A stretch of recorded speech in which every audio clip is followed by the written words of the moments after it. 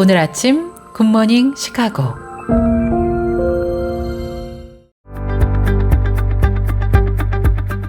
청취자 여러분 안녕하십니까? 9월 10일 수요일 KCBS 굿모닝 시카고 시작합니다.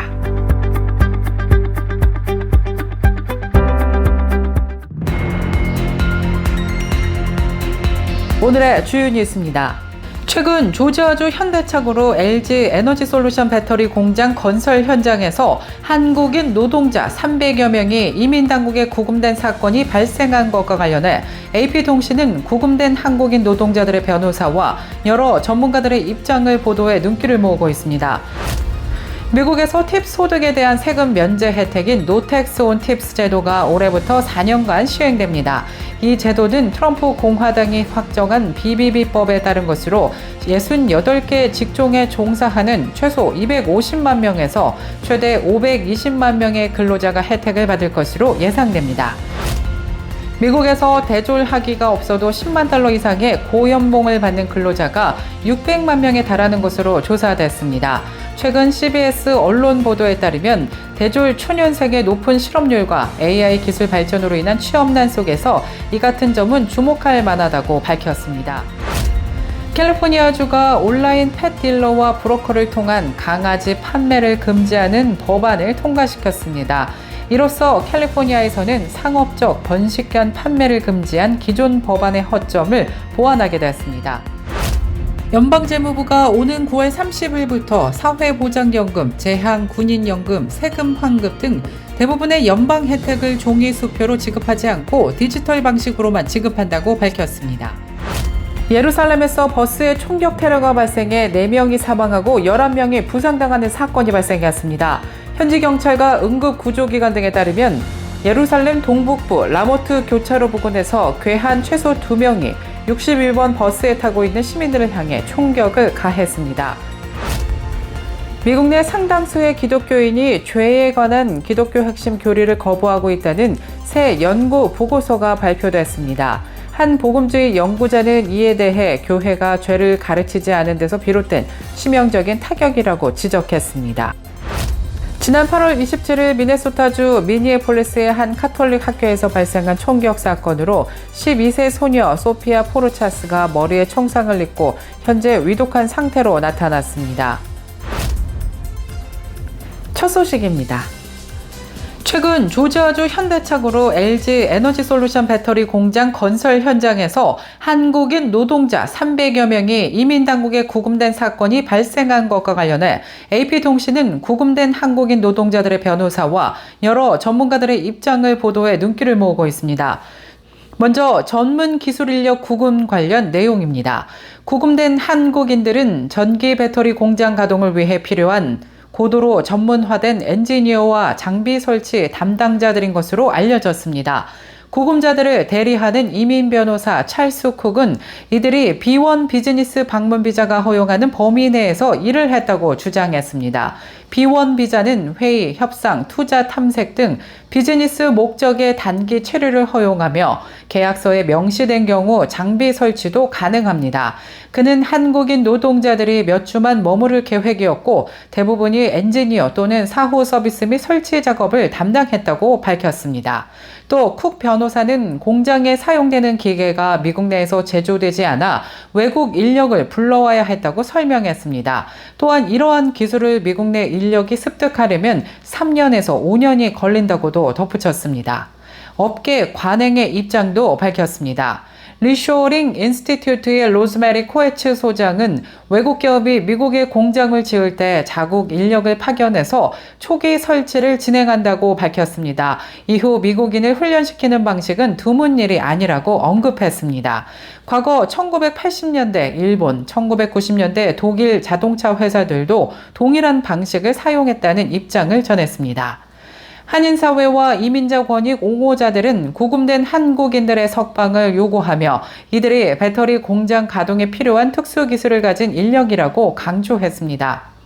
반면 지역 노조의 주장은 현대차와 협력업체가 한국인 근로자들을 기본 건설 노동에 투입해서 비자 규정을 위반했다고 주장하고 있습니다. 이들은 한국인들이 시멘트, 철골, 배관 등 현지인들의 일자리를 잠식했다고 비판한 것입니다.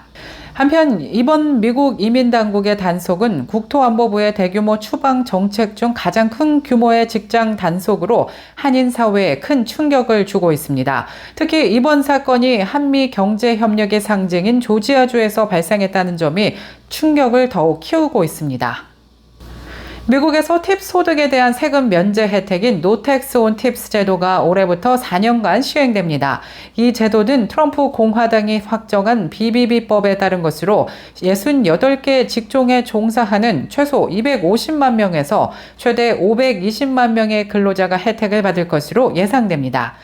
연간 소득이 개인 15만 달러, 부부 30만 달러 이하인 팁 소득 근로자입니다. 면제 한도는 연간 팁 소득 중 최대 2만 5천 달러까지 세금이 면제됩니다.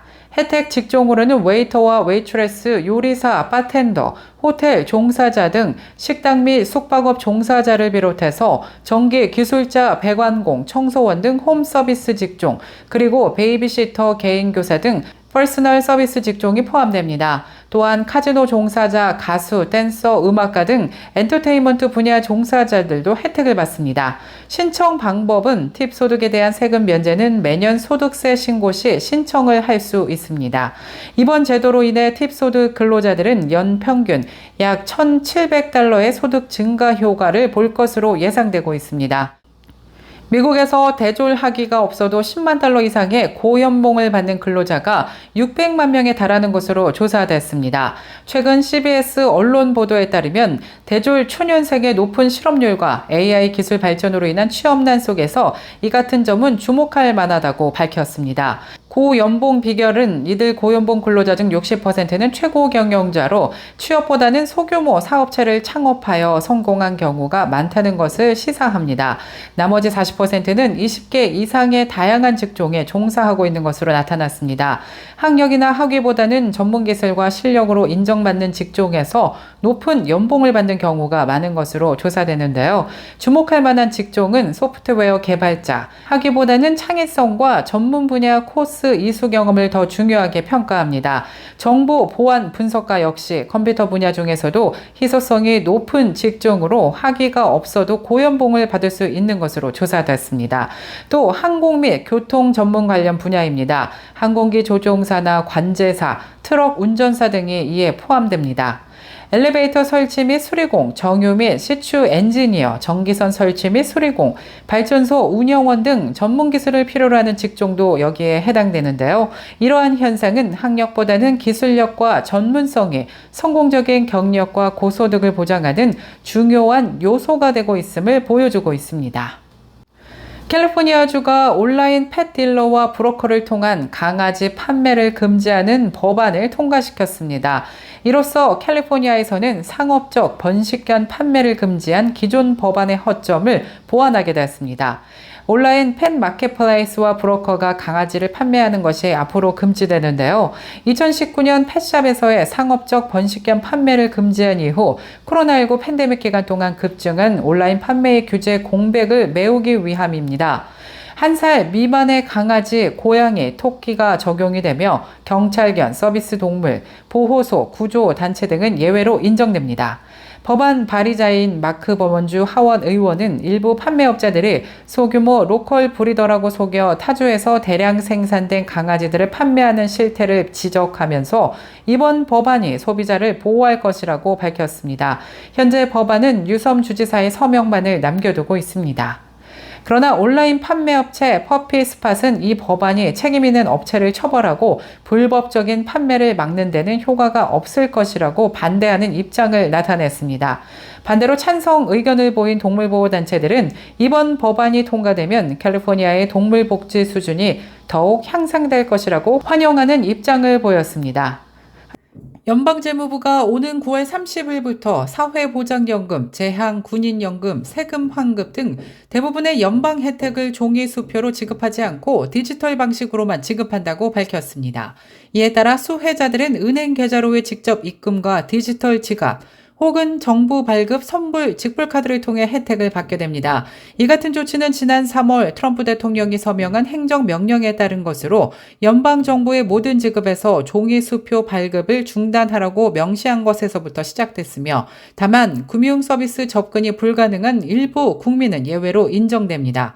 트럼프 대통령은 이번 변화가 불필요한 비용과 지연, 사기, 분실, 도난, 위험, 비효율을 줄이기 위한 조치라고 강조했습니다.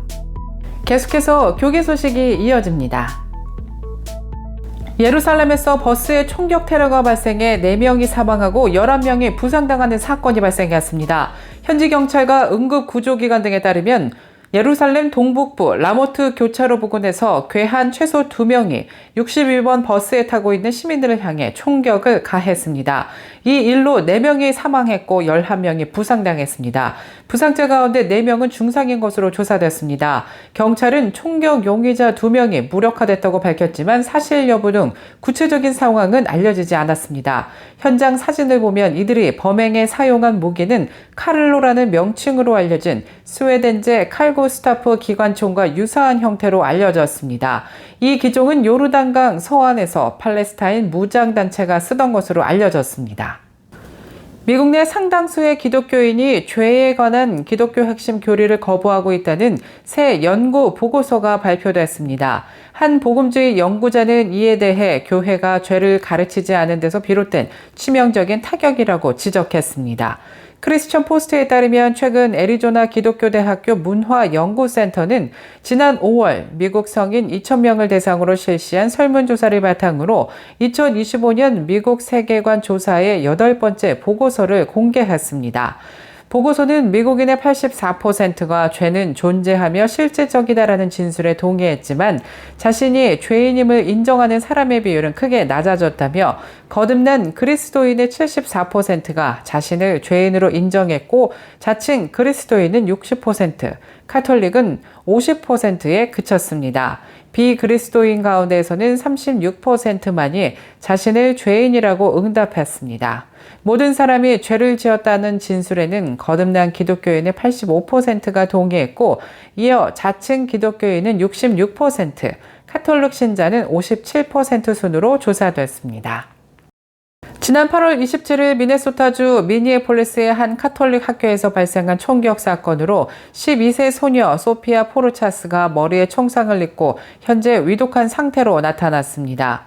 총알이 뇌의 중요 혈관인 중대 뇌동맥에 지나는 부위를 손상시켜 의료진은 상태가 매우 심각하다고 밝혔는데요.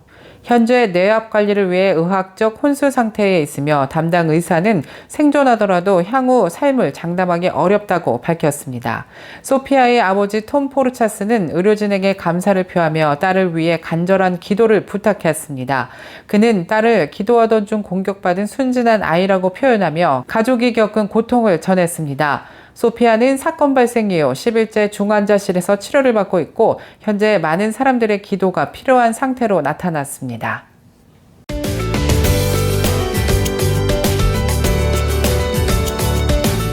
수요일인 오늘은 하루 종일 맑고 화창한 날씨 계속되는 가운데 기온은 어제보다 조금 오르면서 한낮에는 덥겠습니다. 낮 최고 기온 81도 예상되며 밤 최저 기온 63도 예상됩니다. 내일 아침 해 뜨는 시각 오전 6시 26분, 해 지는 시각 오후 7시 10분입니다. 이상 KCBS 날씨 정보였습니다.